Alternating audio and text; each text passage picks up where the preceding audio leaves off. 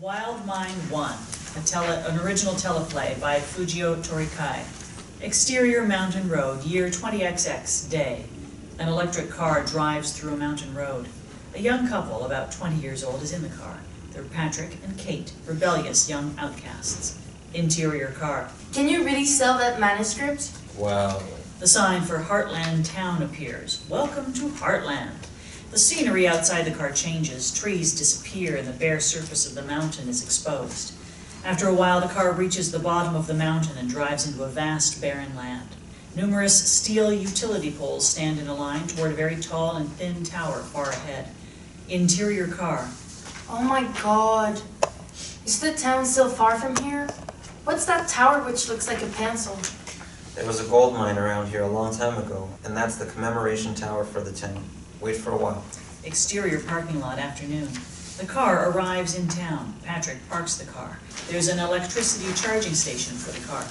The sign at the parking reads, "Tourists only." You should charge the car battery. I'll call the publishing company from the telephone booth. Why don't you call from yourself? I've sold to use the phone booth.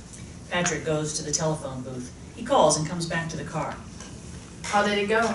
It's strange. I was told that the mayor wants to see me. Great! You can sell the manuscript at the high price. Thanks to the title on the manuscript, the mayor must be interested in it.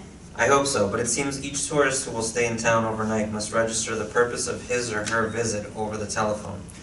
There was the instruction in the booth. What should we do? This town seems weird. After we sell the manuscript, we may have time for sightseeing. Aren't you scared? Not at all. Why not? This town is called the Paradise for the Handicapped. You don't need to be afraid. Paradise? How? I heard communication between handicapped people and non-handicapped people is really easy in this town. Exterior town's main street. The car drives through the main street. The plain-looking commemoration tower stands in the square. People of various nationalities and various clothes walk around. They look content and happy. Palm trees stand along the street. Tourists walk with maps in their hands. Children play or run around happily. Patrick tries to talk to a man who walks by. The man is dressed in Muslim clothes. Excuse me, where's the town hall? But the man doesn't respond. Patrick stops his car right next to the man. Excuse me. The man notices Patrick and smiles gently. The man takes out a cell phone from the pocket of his coat and looks at its screen. I'm deaf. Could you repeat the question? I'm sorry, but The man looks at the cell phone screen again. Oh, if you want to see the mayor, you might want to go to the fruit shop. Turn right at the first corner. He is the one who's wearing a bow tie. Patrick is surprised. thank you, but why? The man walks away with the same gentle smile on his lips. Exterior fruit store. An old man is shopping. He's a former professor and the town's mayor, Watson Smith. A young shop girl approaches him. Aren't you Professor Smith? Watson looks back. You know who I am. The shop girl looks blind, but she says, Yes, of course. My parents told me about you. You are my benefactor. Your research gave me my sight. I'm glad to hear that. Don't forget to apply eye drops when we have dry weather. As Watson comes out of the fruit shop, Patrick's car stops in front of the shop. Patrick gets out of the car. How do you do? Are you the mayor? Yes? Who are you? My name is Patrick. And you found me successfully. Actually, I had a mysterious experience on my way.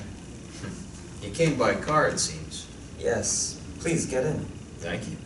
I walked from my office. Interior car. Patrick starts the car. How do you do? My name is Kate. How do you do? I am the mayor of this town, Watson. Watson looks at his cell phone. Mr. Smith, why did the publishing company contact you? My son works there, and he told me. Why are you interested in this manuscript? It's a long story. You'd better stay overnight in this town. You should reserve a hotel room over the phone. Watson gives his cell phone to Kate. Push the 7 on the cell. All you need to say is your name. Hello? My name is Kate. I want to reserve a room. Hello? Hello? It's strange. No one answers it. That's enough. Please give me back my cell. Kate gives it back to him. Watson looks at his cell screen again. Excuse me, but we want to leave as soon as we finish our business talk. Okay. I'll cancel your hotel reservation. Watson calls using his cell. Exterior, supercomputer in town. The red lamp on the computer blinks. Letters on the liquid crystal screen by the lamp read, "Warning, non-handicapped person interrogating non-handicapped person." Interior, office in publishing company. It is quiet in the office. Both handicapped and non-handicapped people are working, using desktop computers. Watson's son James pats his fellow worker on the shoulder. James is mute. His fellow worker looks at his cell phone. You want to leave early today? Okay, but it means you must work harder tomorrow, huh? James leaves the office and gets into his car in the parking lot. Exterior, Watson's house. Patrick's car stops. Is it all right? Is this your house? Yes. Kate, you should wait for him in the car. Patrick and Watson get out of the car. They enter the house. Interior living room in Watson's house. There is only wooden furniture in the living room. The big LCD television screen on the wall stands out. Watson connects his cell phone to the television using a cable. What are you doing? My eyesight has declined recently. Sit down. They sit at the table across from each other. Patrick takes out the manuscript from his bag and puts it on the table.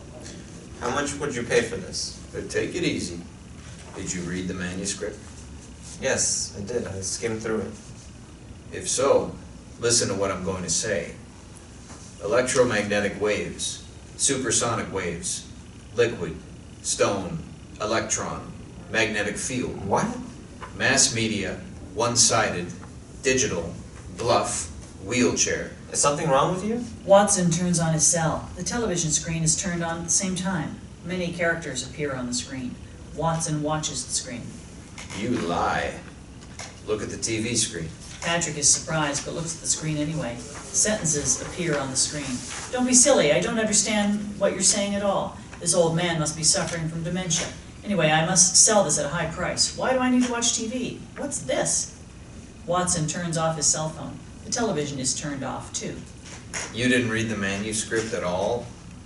I'm sorry. To tell you the truth, no. Do you know anything about your family history? No, my parents passed away when I was little, and I grew up as an orphan, so Are you going to marry Kate? I haven't scheduled it yet. All right.